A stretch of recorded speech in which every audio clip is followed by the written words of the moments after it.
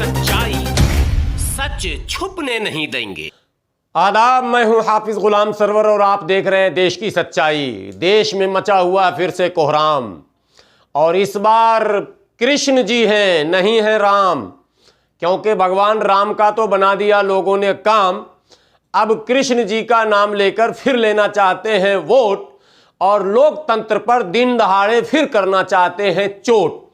और चोट करने वाले केवल वो नहीं हैं जिनके नाम पर लग चुका है मोहर और ठप्पा, बल्कि कई ऐसे लोग हैं जो उसी की आड़ में अपनी सियासी पकड़ मजबूत करने के लिए उसी मुद्दे को अपने लिए संजीवनी मानकर उसी अंदाज में हाईलाइट कर रहे हैं। जी हां, मैं कहना चाह रहा हूं उत्तर प्रदेश के मथुरा के कृष्ण जन्मभूमि और शाही ईदगाह वाली मस्जिद को लेकर जो मुद्दे छिड़े हुए हैं।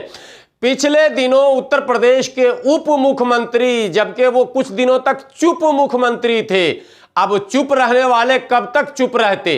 तो मोदी को काउंटर करना था, योगी को काउंटर करना था, इसके लिए मौर्य जी हां, वो मौर्य जो पिछले चुनाव में अपने आप को मुख्यमंत्री का दावेदार समझ रहे थे, लेकिन चुनाव के बाद योगी जी के एक कहूनी से वो इतने पीछे चले गए कि भारतीय जनता पार्टी में पूरे 5 साल में अपने मौर्य समाज के कल्याण के लिए एक निर्णय लेने की क्षमता उनके पास नहीं थी। जी हां, केशव प्रसाद मौर्य।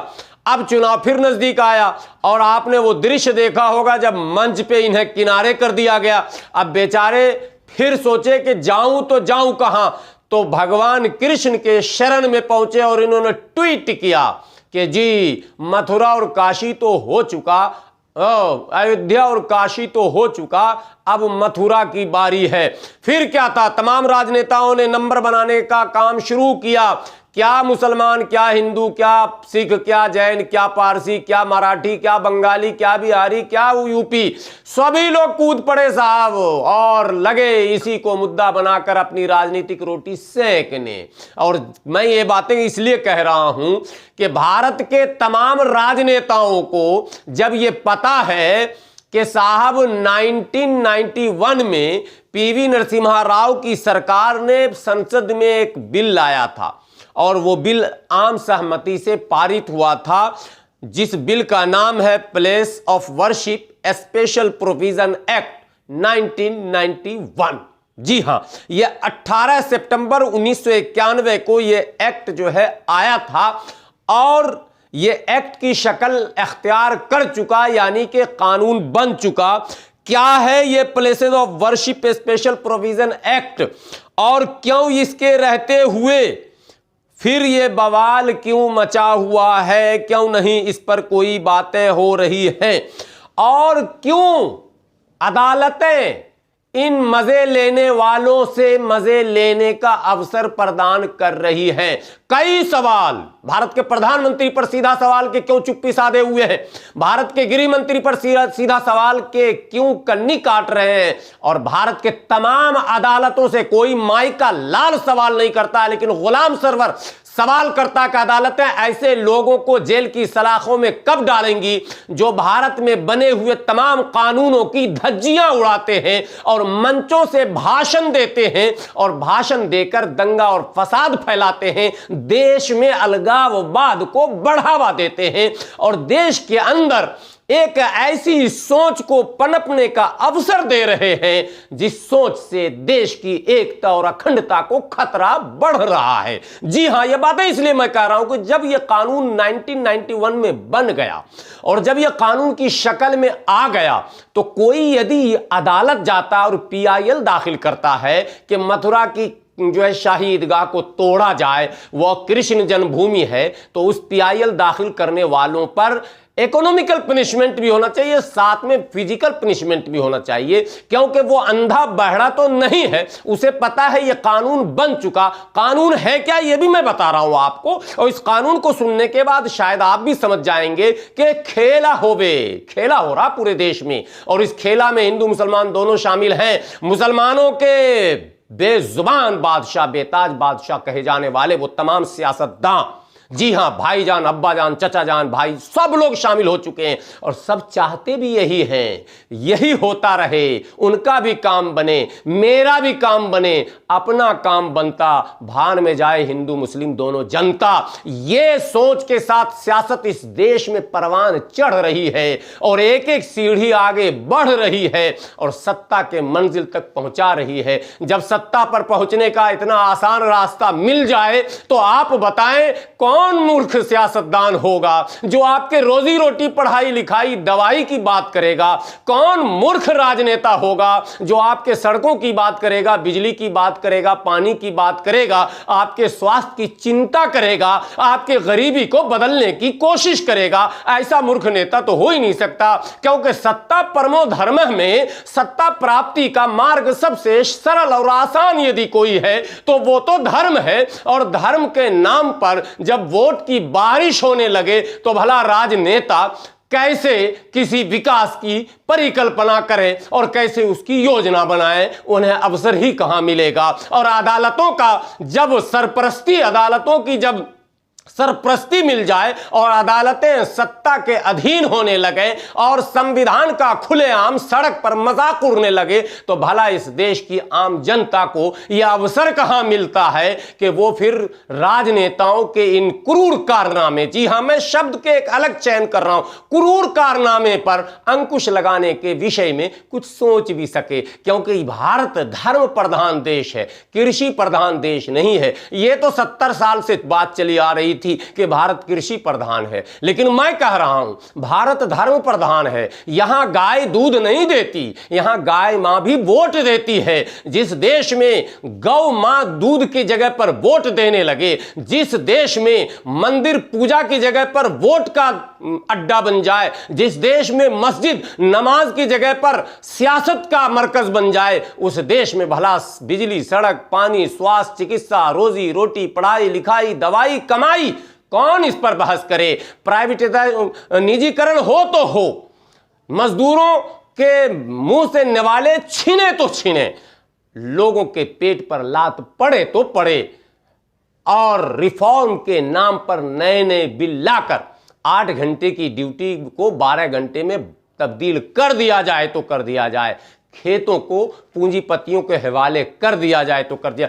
धर्म पर खतरा नहीं आना चाहिए। अब मैं बताना चाहता हूं, यह सारी बातें इसलिए मैं कह रहा हूं कि जो चीजें ऑलरेडी किताब में कानून के मौजूद हों और संसद के पटल पर मौजूद हों और तमाम सांसदों को, सम्मानित सांसदों को, आदरणीय सांसदों को यह पता हो कि यह एक्ट जो है, जो 1991 में आया था, जो भारत के मुस्लिम लीडरों ने मुसलमानों को नहीं बताया, जिस समय अयोध्या की बाबरी मस्जिद को तोड़ने, शहीद करने, विध्वंस करने की प्लानिंग भारत के लोकसभा में की जा रही थी। इस एक्ट के समय 1991 में 1991 में यह बिल आया था। इसका मतलब उसी में यह तय हो गया था कि अयोध्या में बाबरी मस्जिद की शहादत होगी, उसे ध्वस्त किया जाएगा और उसकी जगह पर राम मंदिर का निर्माण होगा। यह कांग्रेस ने उस समय कर दिया था, यह पीवी नरसिम्हा राव ने लाया था। यह है क्या एक्ट? पहले समझिए एक्ट क्या है। The 1991 Act says, क्या कहता है वो मैं बता रहा हूं।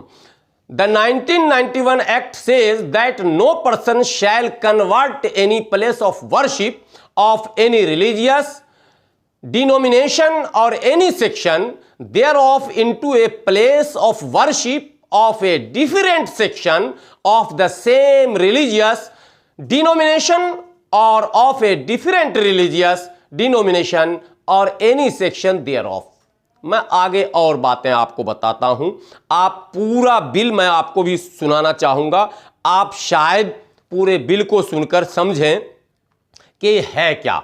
इस बिल में यह है, the places of worship special provision act 1991, act number 42 of 1991, 18 सितंबर 1991, 18 सितंबर को यह बिल आया था।